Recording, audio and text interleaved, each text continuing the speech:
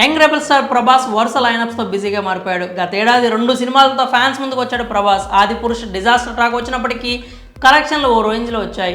ఇక గత డిసెంబర్ చివరిలో వచ్చిన సలార్ బాక్సాఫీస్కి ముచ్చెమటలు పట్టించిన సంగతి తెలిసిందే.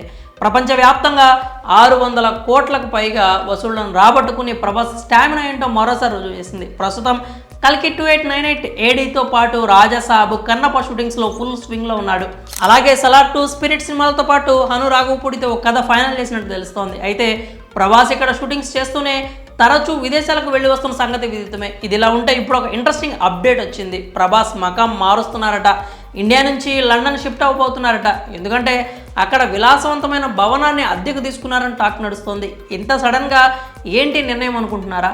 కొన్నాళ్ల క్రితం ప్రభాస్ కాలికి గాయమైంది. ఈ నేపథ్యంలో లండన్లో ఆయన చికిత్స పొందుతున్నారు. అక్కడకు పలుమార్లు వెళ్ళి వస్తూ ఉన్నారు. దీంతోపాటు కొన్ని రోజుల పాటు పూర్తిగా రెస్ట్ తీసుకోవాలన్న ఉద్దేశంతో లండన్లో ఆ భవనాన్ని లీజుకు తీసుకున్నారని తెలుస్తోంది. దీనికి ప్రతి నెల 60 లక్షల రూపాయల అద్దె చెల్లించబోతున్నాడని టాలీవుడ్లో టాక్ నడుస్తోంది. అయితే గతంలోనూ ప్రభాస్ ఇటలీలో కొన్నాళ్ళ పాటు ఉన్నాడు. అక్కడ కూడా లక్షల విలువ చేసే భవనాన్ని అద్దెకు తీసుకున్నాడు. ఈ నేపథ్యంలోనే ఇప్పుడు కూడా లండన్లో భవనం అద్దెకు తీసుకుంటున్నట్లు తెలుస్తోంది. ప్రస్తుతం మరో 2 నెలల్లో కల్కి మూవీ రాబోతోంది. ఆ తర్వాత ఖరీదైన నివాసంలో రెస్ట్ తీసుకోనున్నారు. ఇక కల్కి సినిమా విషయానికి వస్తే మే 9న ప్రపంచ వ్యాప్తంగా విడుదల కానుంది. ఈ మూవీలో ప్రభాస్ సరసన బాలీవుడ్ బ్యూటీ దీపికా పదుకొనె నటించింది. దిశా పటాని, అమితాబ్ బచ్చన్, కమల్ హాసన్, అన్నాబెన్ వంటి నటీనటులు యాక్ట్ చేస్తున్నారు. వీరితో పాటు దుల్కర్ సల్మాన్, విజయ్ దేవరకొండ, జూనియర్ ఎన్టీఆర్, నాని కూడా కీలక పాత్రలో నటిస్తున్నారని వార్తలు హల్చల్ చేస్తున్నాయి.